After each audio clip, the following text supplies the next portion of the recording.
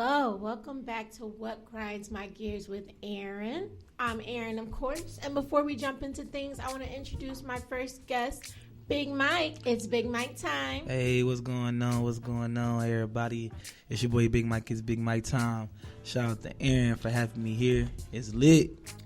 Of course. So we got a Milwaukee legend here, Milwaukee artist, community organizer, and now he's putting Milwaukee on a bigger scale, producing the show, the Milwaukee Tales. Hey, you already know, man. Yeah. So let's just jump right into it. I feel like there's a lot of good talent in Milwaukee, yet why we ain't get put on yet? What grinds your gears about that, Big Mike?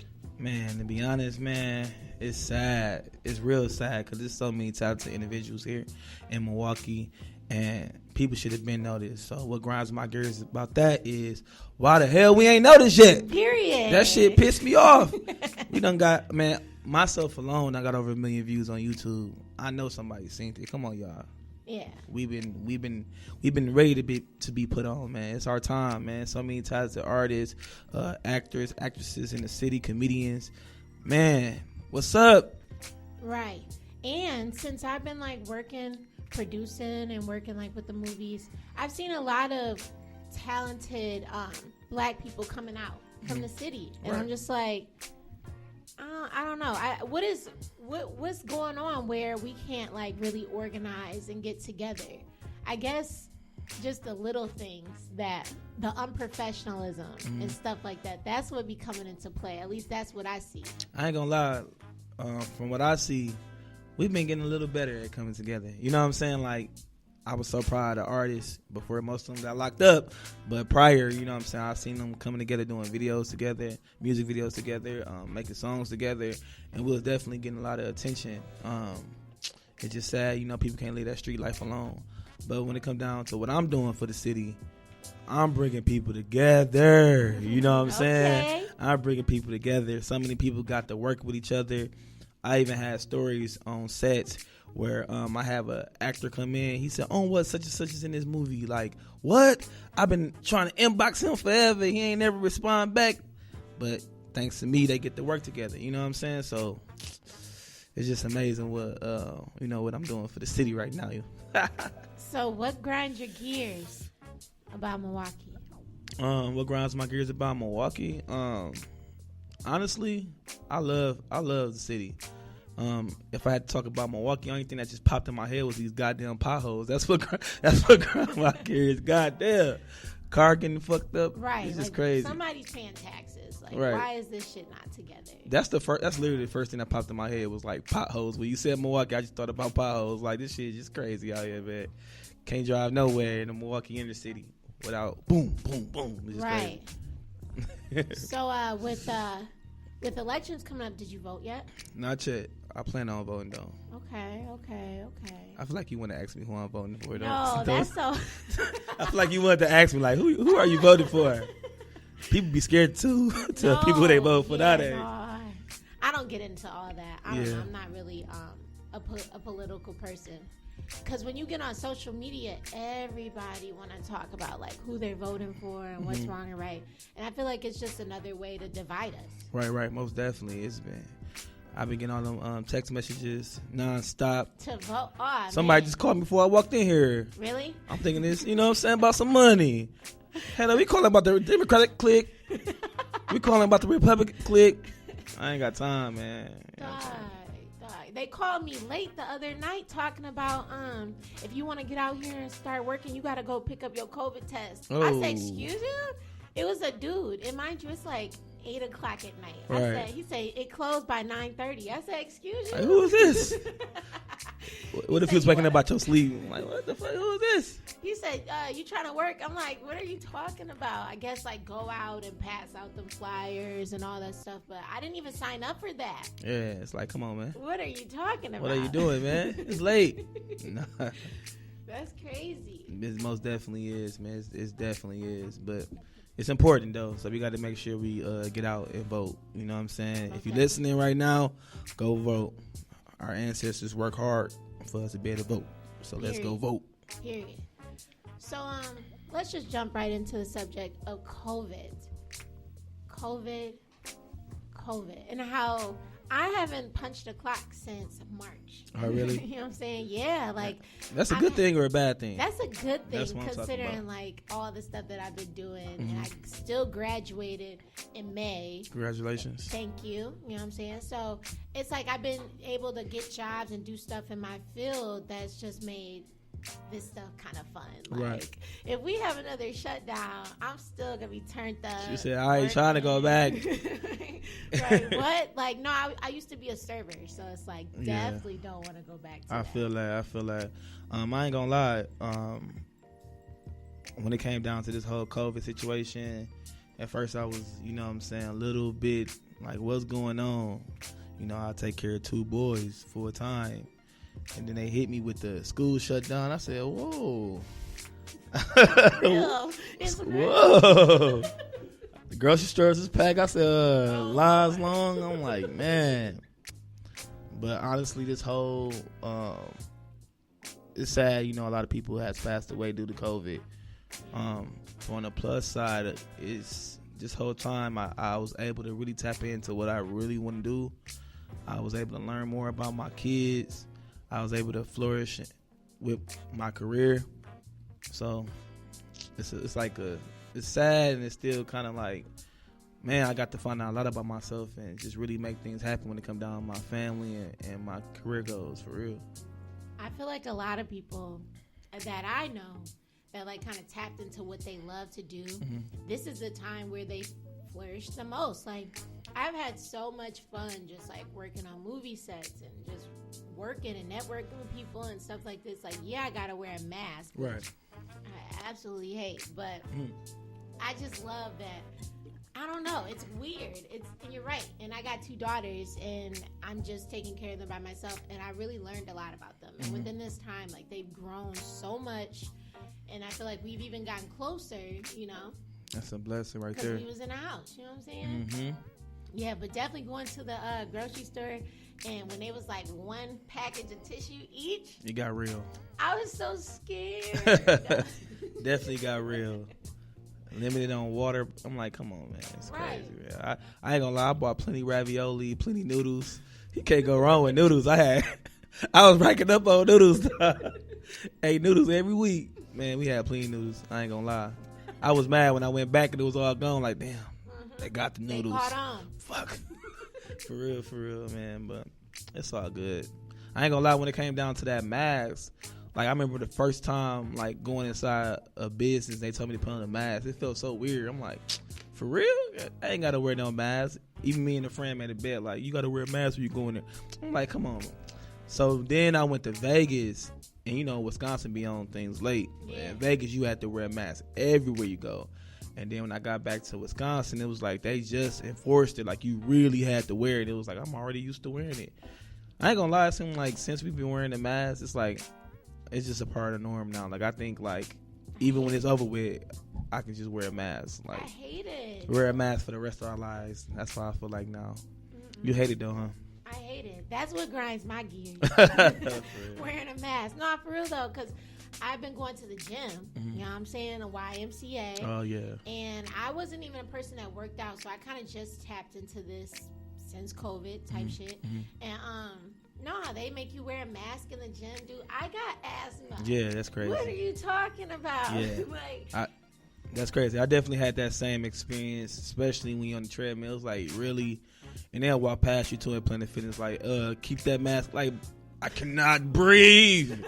Like, you know what? I'm just done for this workout. I'm done with this workout for today. Right. It's time to go. I had a lady. She didn't even work at the Y. She was walking the track, and I'm on the elliptical. She like. Dang. I'm like, she walked past again. I still have my nose out. It's crazy. I can't breathe. See, my problem with that, it's like, I get it, but it's like, dude, you got your mask on. Like, why you worried about me? Like, I can see if it was an employee. Right? That's what, like, I see if it's an employee. That's their job. But it's like, okay, now you just forcing it, bro.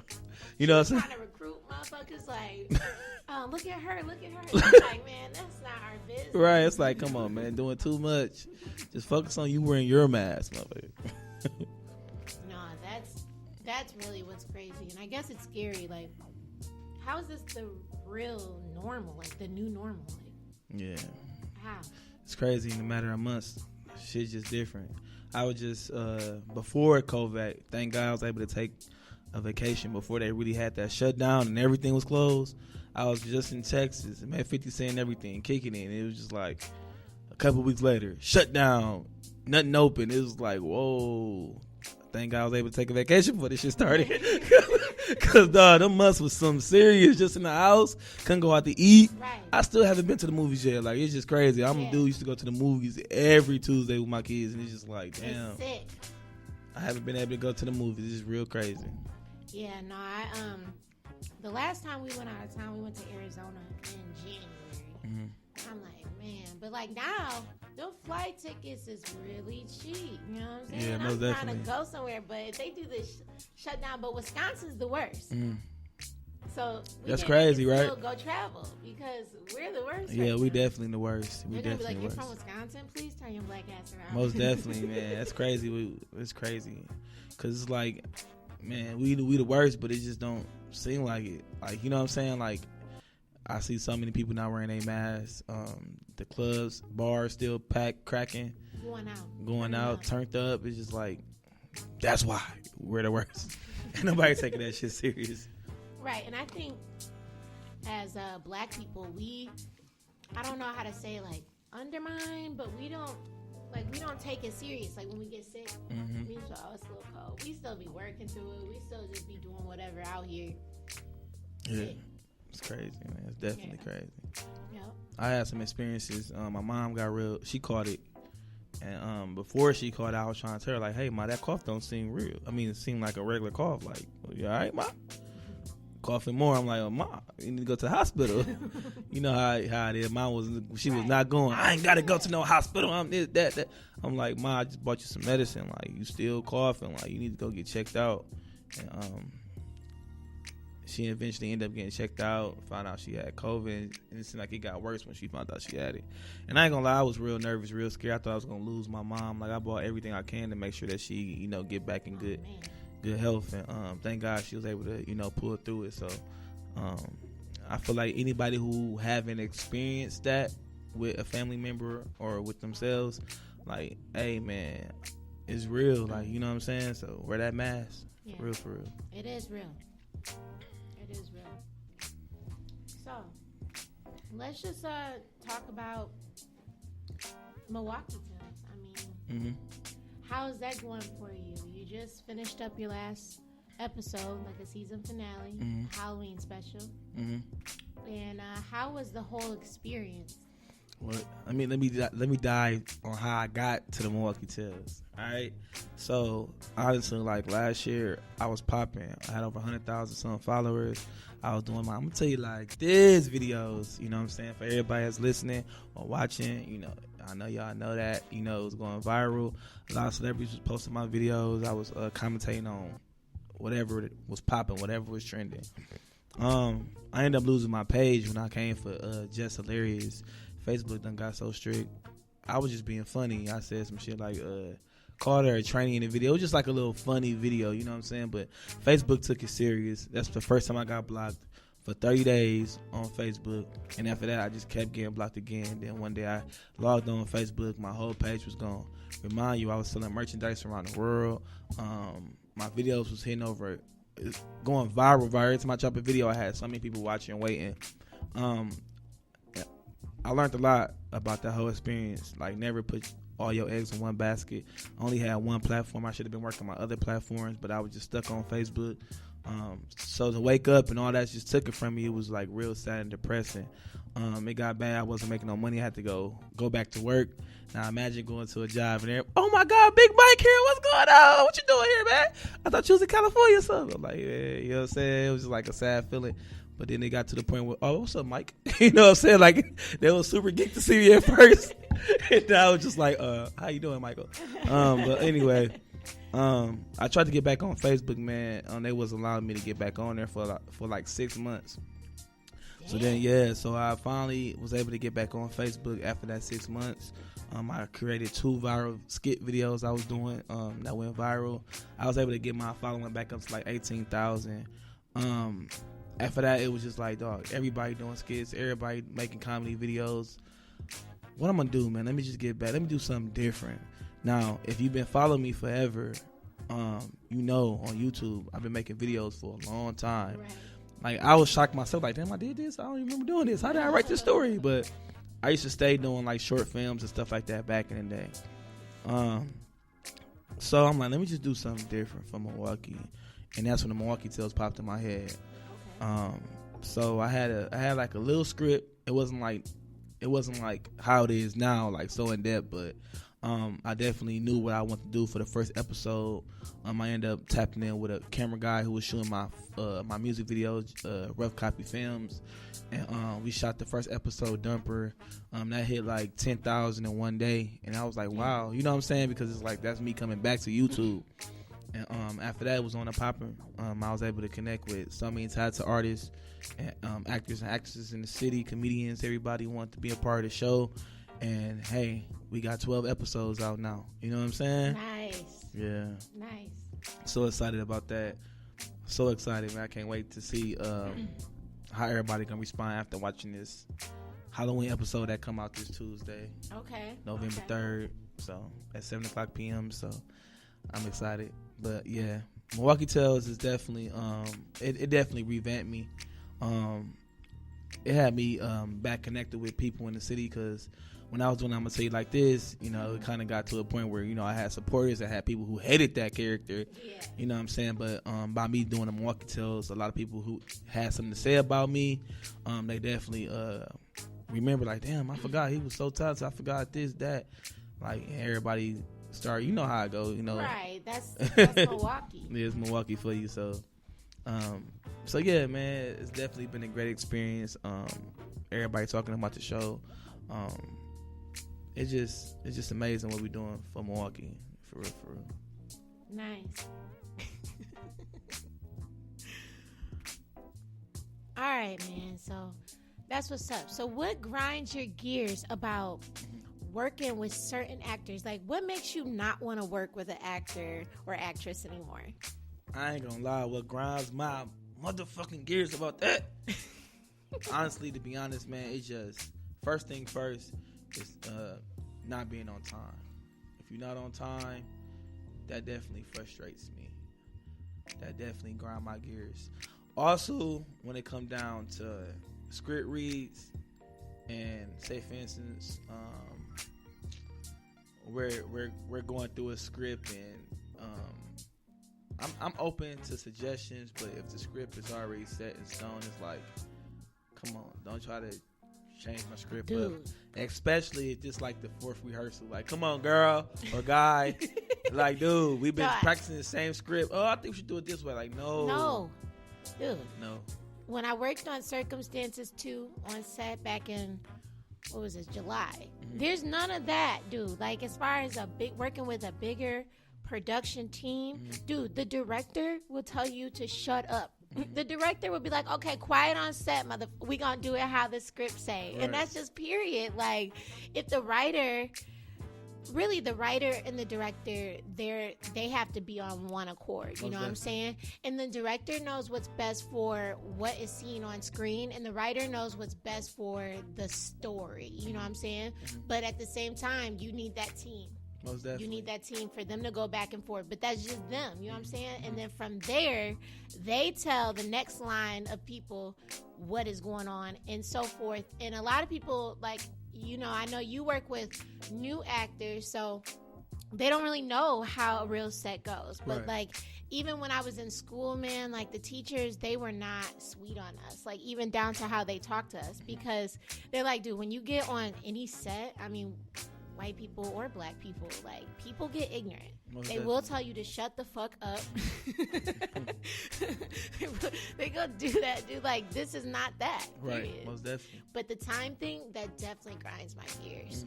And that's so unprofessional, because time is money. You know? But it most definitely is. Like, for real. Time is money. And that's it for me, to be honest. That's really it. It's just that. Other than that, everything been going real smooth. You know what I'm saying? Definitely been going smooth. So yeah. Nice. So what grinds your gears about The life of being a single father. You really want to know? I really want to know. My goddamn baby mamas! Where are you? No, but for real, man. Honestly, that, and then also, I would say,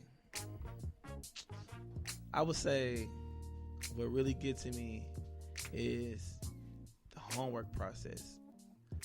Cause it's like, dude, they be having so much homework. Like, dude, man, these teachers, man, dude, I got 2 kids, so I gotta help them with. They help my other son. Then we gotta do spelling word. Then we gotta read. It's like, I know it's a part of the process, but it just be like, dude, they were just in school for all these hours. Like, right? What is going on? You know what I'm saying? It's just like that. And then also, I would say, finding babysitters, man. It's so hard to find babysitters, dude. That's the hardest part. That's what really grind my gears. Other than that, I love being a single father. My boys is definitely my motivation. I'm literally waking up every morning, getting them ready for school or whatever. Like, they with me all day, every day. You know what I'm saying? I thank God for that. I definitely think this whole experience definitely matured me. And like I said, when they ask questions like why Big Mike going so hard, it's definitely because of my boys. Nice. I love my boys. And then people don't even know this. Like, one of my boys, he has a blood disorder. So I had to, like, literally learn how to, like, give him medicine with a needle, you know, twice a week. You know, and that was, like, a difficult process, wow. You know what I'm saying, to learn. But outside of, you know, Big Mike that does this, that does that, or you might know me from social media, it's like I definitely You're do a parent first. Behind the scenes. And like I said, I wouldn't change it for nothing. So what grinds your gears about the stigma of being a single dad? Because to be honest, I don't know really too many single fathers. Like, single fathers, I mean, like, literally doing it on your own. Yes, you have a small support system of family members who help you, you know what I'm saying? Mm-hmm. But, like, for the most part, the other parent is not there. And what is the stigmas that grinds your gears about that? Honestly, I hate people like, man, you a baby mama. Like, you a baby mama, man. You going through what baby mamas go through. Like, you the baby mama, that the baby daddy, you know. But nah, man, it's honestly, man, what can I say? What grind my gears about that? I don't want to mess up. I think for me, because we kind of do the same things as far. Oh, really? We do? Yeah, we do. Oh, shoot, I didn't know. That's what's up. Stop playing with me. I work as a producer, a writer, and all that. And I haven't punched a clock since March. So, you know, I've been working on my own, and I'm also a single parent of 2 daughters. So, okay. I guess I'll start by saying what grinds my gears about the whole stigma of that is, like, trying to get a babysitter, and people don't understand this life of, like, working on set, or, you know, when you got to be somewhere and you got to actually be there on time, you got to be early. You know what I'm saying? Then you can't predict when you're going to be done. And all these other things that you run into, and then you got kids at home, so you always get that backlash of, oh, you don't care enough. Or, you know, you're not doing enough as a parent. And then really, when you're really busting your ass and you're trying, like, the whole homework thing, I'm just trying to learn patience. Like, how to teach my daughter these things and be patient, because she's 5.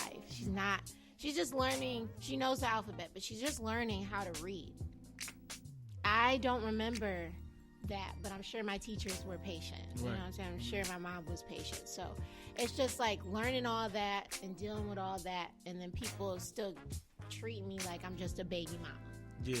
Yeah, and it's like, you don't even know what I do. Like, when I come here, you know, if I never would have told Tone or never showed him or brought my kids, he probably would never know that I had kids. You know what know what I'm saying? So yeah, people don't understand the process of everything. I just actually recently went through that. I ain't gonna say what family member it was, but you know, the course of me shooting this movie, it took some days for me to get this movie done, longer than what I expected. We had some challenges with the rain. Remember that rain that came? It was every day was raining. I hated rain. It rained on set for their Halloween special. Yeah, I was just like, man, what the hell? But I had like time frame set up with my kids, and you know we had to kind of go over that time frame. So a lot of people was just like, man, hey, not a lot of people, but the person was just like, man, what's up, man? Like you got to put your kids first. Like I do put my kids first. I mean, first I've been taking care of my kids, you know, by myself for like seven years. You know what I'm saying? So it's just like you come in town, and it's like you think I'm not a good dad because I had to shoot a movie. It's like you gotta understand, like it's a process. You gotta make sacrifices, but at the end of the day, it's gonna be worth it at the end. And after the shoot day was over, I was able to do, you know, things with my kids I normally do. So it's just like understand what I'm doing and understand I'm doing it for a reason. And at the end of the day, I'm putting all this positivity in the universe, so it's gonna come back positive. Understand that. And you know what? I just want to say, I think the older generation, a lot of them don't understand because they were so, you know, just working, and they had kids, and now they're like, I gotta get a secure job and just work that because, you know, that's what I gotta do. I got kids now. And I think a lot of them are thinking like that, but us, we stepping out again, like, no, I can't be another generation just stuck in Milwaukee working a regular mediocre ass job for 20 years or whatever. I want to follow my dreams. So they're like, you know, y'all crazy, you know what I'm saying? You need to just go ahead and do what normal parents do and sit your ass down.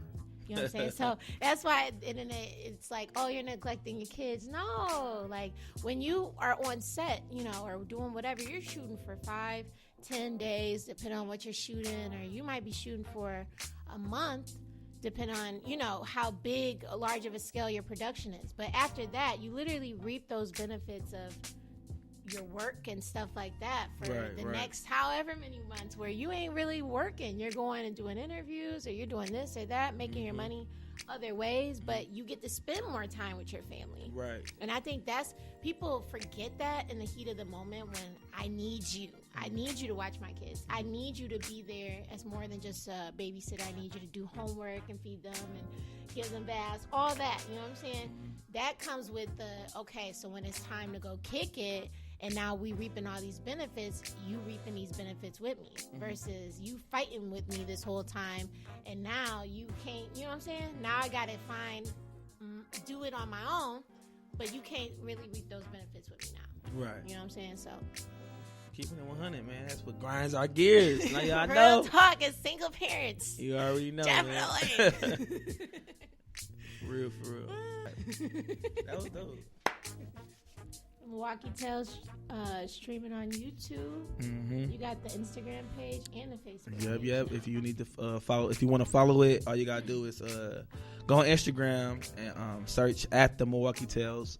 Everything will pop up, behind the scene footage, everything will pop up.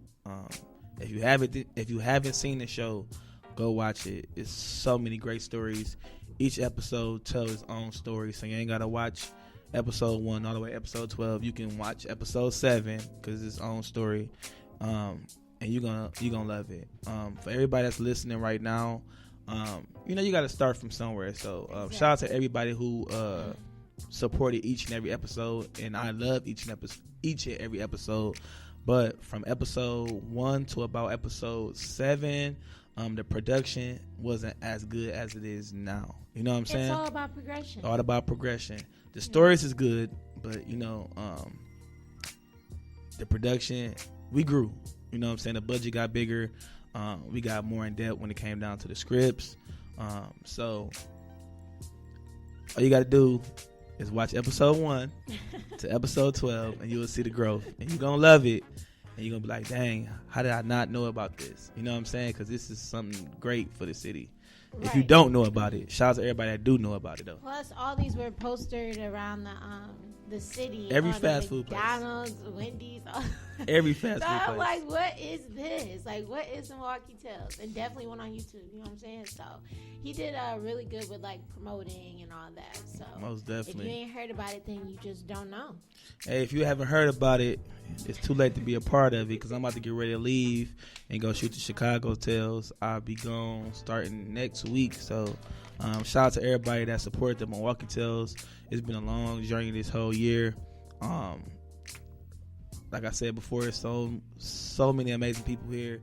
And I can't wait to be back for season 2. But in the meantime, we're going to hit Chicago Tales, then Atlanta Tales, New York Tales, and then we'll be back for Milwaukee Tales season 2. So I appreciate y'all for real. Yeah, I see you. Got to build that franchise, you know. Exactly. I'm about to get ready to work with so many talented people who got big followings. All they need is my story, my production team. Shout out to Daryl Robinson, you know what I'm saying? Family Ties Production, that's our production team now. Also shout out to one of my co-writers I added to the team, Sheldon, you know what I'm saying? Man, we got a big team and it's getting bigger and bigger. And also, let me just give a shout out to everybody who helped the show grow. Like I said, Rough Copy Films, Crown Visions. I think that's probably it as far as, you know, shout outs, you know, past videographers. You know, I appreciate y'all. So yeah, I'm excited. Can't wait to see what's next. I can't wait for y'all to see what's next. That's probably what I should have said. Too. Right. Appreciate it. So thanks for coming on the show. I mean, I really appreciate it. And I guess we're going to wrap it up. So for everyone who's still listening, thank you. And you know thank y'all. Thank y'all. Check out the next episode. Yeah, make sure y'all check it out. Appreciate you for having me on your show. I feel honored. You know what I'm saying? I thank you. I really, really thank you. Grind my gears. Shout out to everybody that was listening. And again, it's your boy Big Mike. It's Big Mike Time. Y'all can follow me on my Instagram at It's Big Mike Time, or on Facebook, Michael Hagler. I used to hate when they made me use my real name, but now I love it. I love it now. Because now they know, man, producer Michael Hagler, you know what I'm saying? So I appreciate y'all. Thank you. Yep, of course. And big shout out to Tone Deaf. Yep, Tone Deaf Network. All right, so thanks for listening and tuning into another episode of What Grinds My Gears with Aaron. I'm Aaron, of course. You can check us out on all streaming platforms. And if you don't already follow me on Instagram at Aaron the Producer, we got the studio going up on a Tuesday. Hey. Thank you, Big Mike. I appreciate you. Yep, and y'all have a splendid week. Let's get it. That was dope.